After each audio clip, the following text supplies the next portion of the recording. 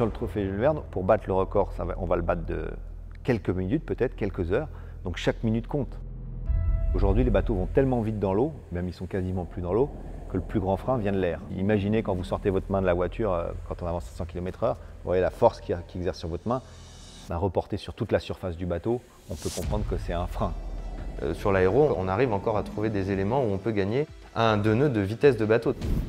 À travers les ordinateurs, le bateau il est modélisé, on fait passer du vent dessus et on voit les effets, comment le vent évolue autour du bateau et quel frein ça apporte, quelles sont les traînées de chaque partie du bateau. La traînée, on mesure ça en newtons. On a des gains de plusieurs centaines de newtons, c'est-à-dire, si on peut reparler en kilos, de 50-60 kg de traînée, c'est très important. Une des forces de ce bateau, c'est qu'il a été très bien pensé au tout début en aérodynamique. On essaye de faire en sorte que de l'avant à l'arrière du bateau, les écoulements soient les plus linéaires possibles. On a identifié des points faibles sur le bateau par rapport à ce qu'on ressent aussi à bord. Et on a essayé de gommer ces points faibles dernièrement.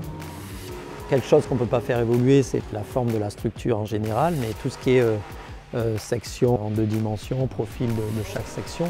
L'année dernière, on a déjà fait un gros step en rajoutant cette aile à l'arrière, c'était un gain important. Tout le bras arrière et sa barre d'écoute, c'est un gain de quasiment 1 nœud 3 à 1 nœud 5 sur les vents, c'est pas des petits gains.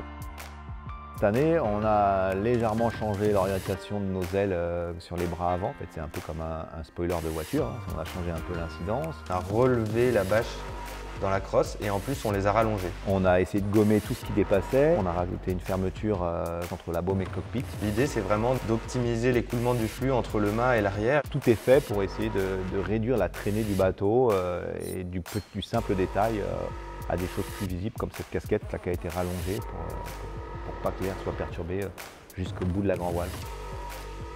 On arrive à réduire de 15% la traînée totale du bateau entre 2017 et 2020. Petits plus qui font des grands plus, quoi, additionnés.